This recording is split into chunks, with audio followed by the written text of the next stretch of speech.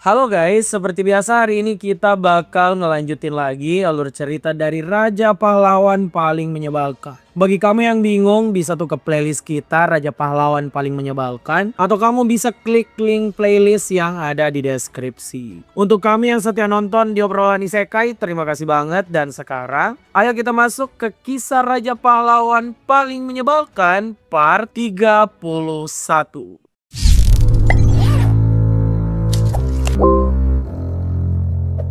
Di video sebelumnya, Kang Yosung tuh sedang berada dalam kondisi yang memuakkan banget. Bagaimana enggak, baru saja Kang Yosung selesai dengan menara yang memperlihatkan dia memiliki sisi diktator. Sekarang di dunia nyata PBB malah ngebuat masalah. PBB yang gak pernah ikut andil atas masalah yang terjadi, sekarang malah mau sok ngatur-ngatur, mau memilih siapa yang dapat gelar para pahlawan. Tentu saja Kang Yosung gak setuju. Seluruh masalah seperti konflik Mir dan kematian Swordmaster China semua diatasi oleh Kang Yosung. Tapi Kang Yosung tuh gak bisa berbuat apa-apa. Siapa sangka kalau pahlawan lainnya yang harusnya ikut nggak setuju dengan PBB yang mau so berkuasa malah sepakat tuh dengan Dewan Keamanan PBB bakal bisa menunjuk dan memecat orang yang dapat gelar pahlawan. Sekarang Kang Yosung udah masuk ke sebuah portal yang menuju tempat di mana kandidat player yang mau dipilih PBB sedang berada.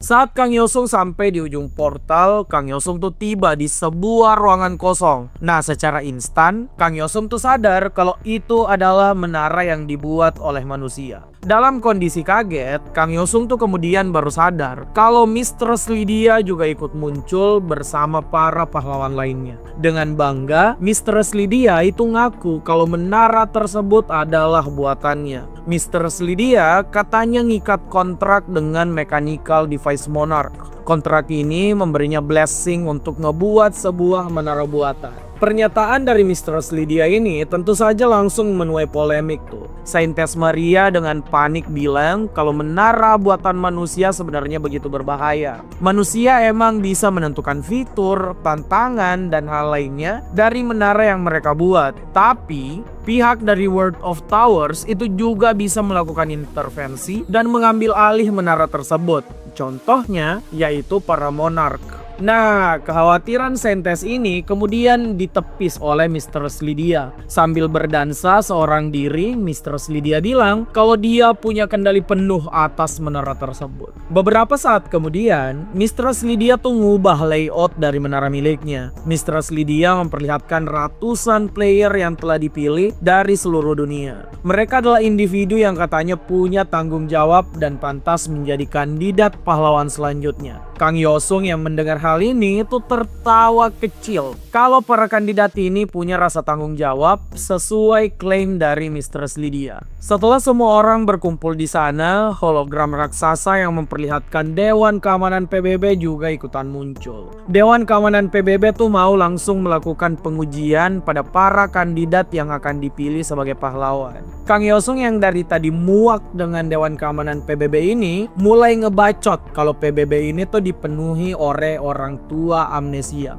Dewan Keamanan PBB itu udah jelas mau menjadikan para pahlawan sebagai boneka. Padahal PBB nggak pernah melakukan apapun buat mengatasi Tower Break. Semuanya tuh dilakukan oleh Kang Yosung seorang diri. Pihak PBB kemudian coba tuh nyanggah pernyataan Kang Yosung dan bilang kalau mulai sekarang PBB lah yang akan bertindak melindungi para pahlawan. Kang Yosung makin marah dengan omong kosong yang dilontarkan PBB. Kemarahan Kang Yosung ini tentu bisa kita mengerti kan guys. Kang Yosung yang pontang-panting kayak anjing menyelesaikan semua masalah dari World of Towers. Tiba-tiba PBB mau sok-sok lindungin Kang Yosung. Kang Yosung yang marah kemudian mengungkapkan motif utama PBB yang mau mengendalikan para pahlawan. Nah, nantinya para pahlawan itu bukan cuma akan melakukan raid menara, tapi juga bakal berfungsi untuk menekan konflik dan perang yang terjadi secara internasional. Bahkan Kang Yosung tuh bilang bisa saja para pahlawan gak lagi melakukan raid menara dan sibuk mau menjadi pahlawan perang.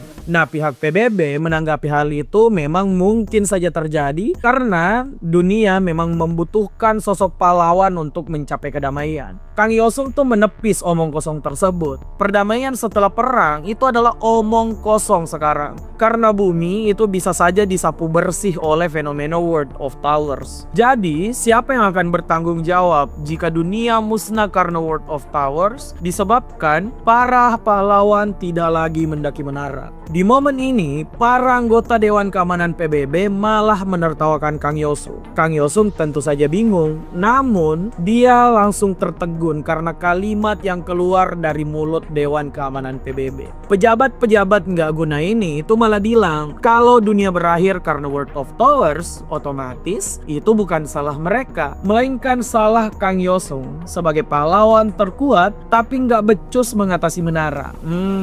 Ini sih harus diakui ya, kalau Kang Yosung punya kesabaran seluas pegunungan Himalaya guys. Kalau cuma setipis tisu, Kang Yosung udah ngobrak-ngabrik PBB tuh, lalu jadi diktator. Kang Yosung yang ngedenger pernyataan dari PBB jelas terdiam tuh guys. Dia juga merasakan kalau para monark menatapnya dan menertawakan Kang Yosung. Klon monark bahkan melihat Kang Yosung dengan wajah datar. Kang Yosung yang marah kemudian sadar dengan apa yang dimaksud saat dia pertama kali ngebuat kontrak dengan klon monark. Pada momen tersebut, klon monark siap memberikan kekuatan untuk Kang Yosung menjadi yang terkuat. Namun dia harus menerima ejekan dan tertawaan orang lain. Kang Yosung tuh emang siap menerima hal tersebut. Namun, dia tuh nggak nyangka kalau yang akan menertawakannya itu adalah pejabat yang seharusnya memikirkan keselamatan dunia. Di tengah kemarahan Kang Yosung, tiba-tiba ada satu orang yang menolak pernyataan dari PBB. Ya, siapa lagi? Kalau bukan mbak-mbak cantik Saintes Maria. Saintes Maria tuh marah besar atas Dewan Keamanan PBB yang mau melimpahkan tanggung jawab sepenuhnya pada Kang Yosung persoalan World of Towers. Saat Saintes marah,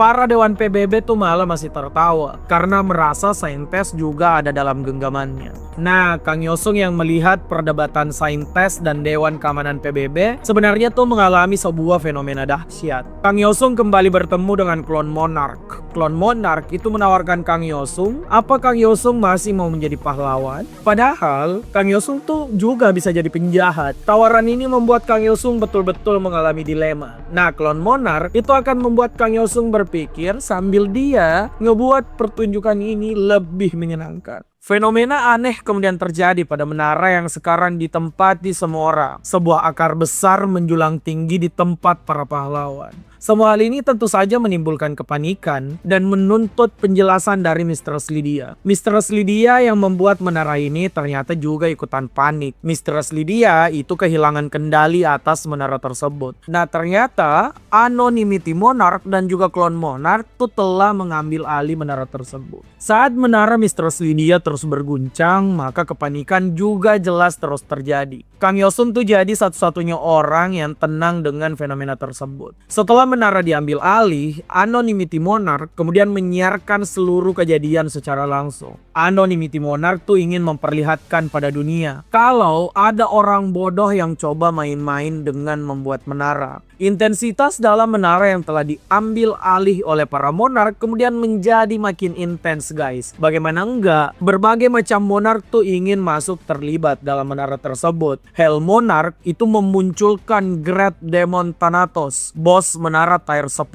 Dengan munculnya Thanatos, para kandidat pahlawan yang katanya punya tanggung jawab tadi itu mulai kabur karena panik. Selain Hell Monarch, para monark lain tuh juga mulai memasukkan bos monster yang mereka miliki. Mulai dari Abyss Monarch, Otherworld Monarch, semuanya itu memunculkan bos monster favorit mereka. Kepanikan yang terjadi dalam menara ini sudah tidak bisa dibendung. Para kandidat mulai kehilangan nyawa mereka di depan mata para pahlawan. Para pahlawan yang melihat hal ini itu ingin mengambil jalan pintas. Mereka tuh mau memusnahkan semua kandidat dari dalam menara tersebut agar mereka cuma ditendang keluar menara. Ingat aturan utama menara guys, Player yang diselesaikan player lain itu cuma bakal ditendang keluar. Tapi kalau mereka meninggal di tangan monster, maka mereka meninggal beneran. Strategi ini emang kedengaran brilian, namun siapa sangka kalau para monark tidak akan membiarkan hal tersebut terjadi. Aturan utama tadi langsung diubah. Player yang meninggal karena ulah player lain juga nggak akan ditendang keluar, tapi mereka bakal meninggal beneran. Aturan ini membuat semuanya tidak lagi bisa dikendalikan.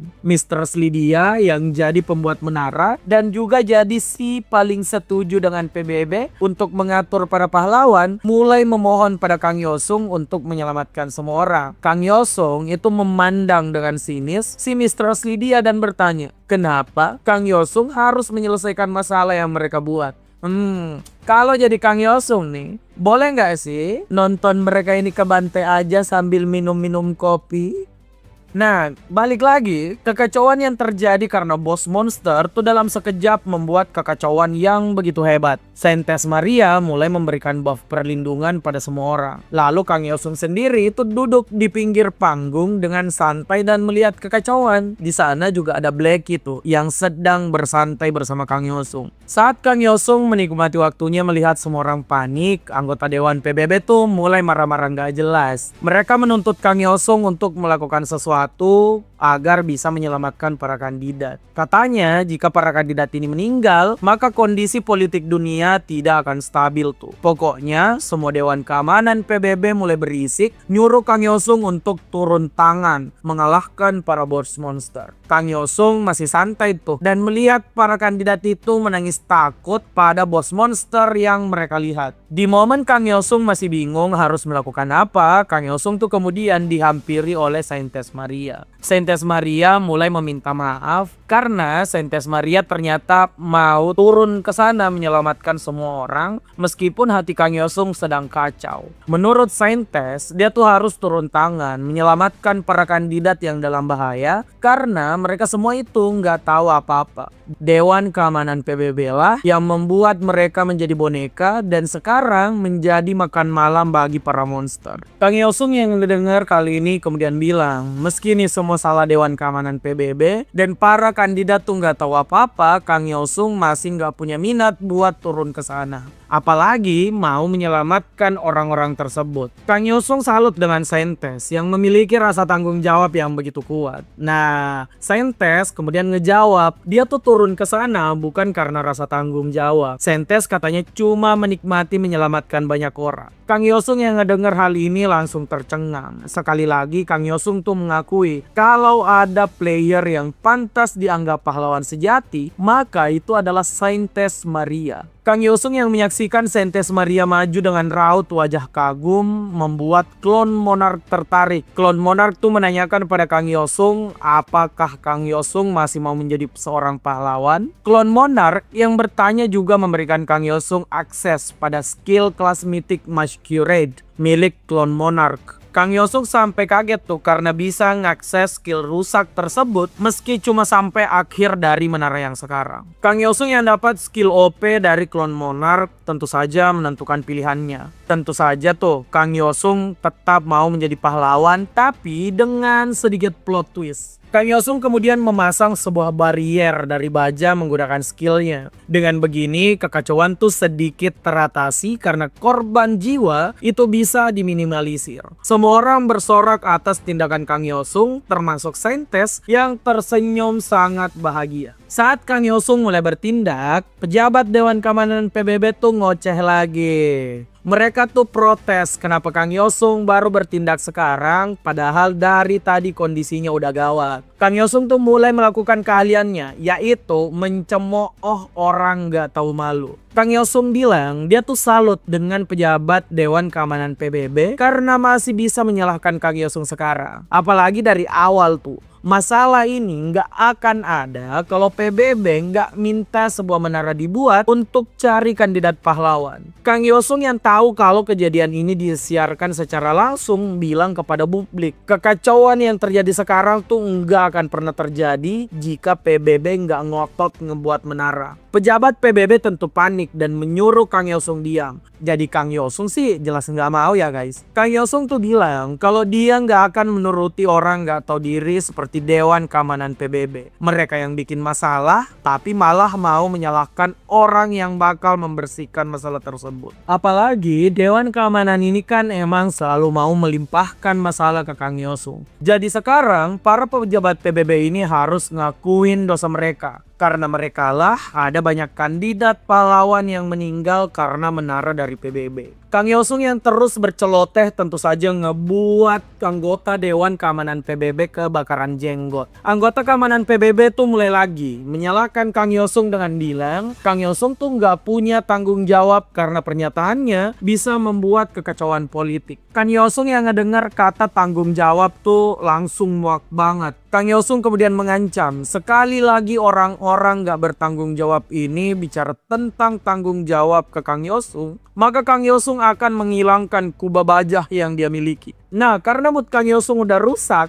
Kang Yosung tuh kemudian memberikan satu pelajaran lagi bagi Dewan Keamanan PBB. Kang Yosung katanya baru mau turun tangan setelah anggota PBB menceritakan ide siapa nih yang mau menyeleksi player dengan menggunakan menara. Kang Yosung kemudian memberi 10 detik. Hitungan mundur Kang Yosung dimulai 10, 9, 8, lalu terus sampai 1 detik. Salah satu pejabat Dewan Keamanan PBB mulai buka suara. Pria ini menyalahkan pihak Inggris yang katanya memiliki ide ngebuat menara buatan. Inggris nggak terima dong, kemudian menuduh Amerika dan Rusia. Keduanya nggak terima lalu menuduh Cina. Seluruh pejabat ini pun langsung bertengkar satu sama lain. Ya tentu, semua hal itu disiarkan secara langsung. Kebobrokan pejabat yang cuma bacot tersebut dilihat oleh seluruh dunia.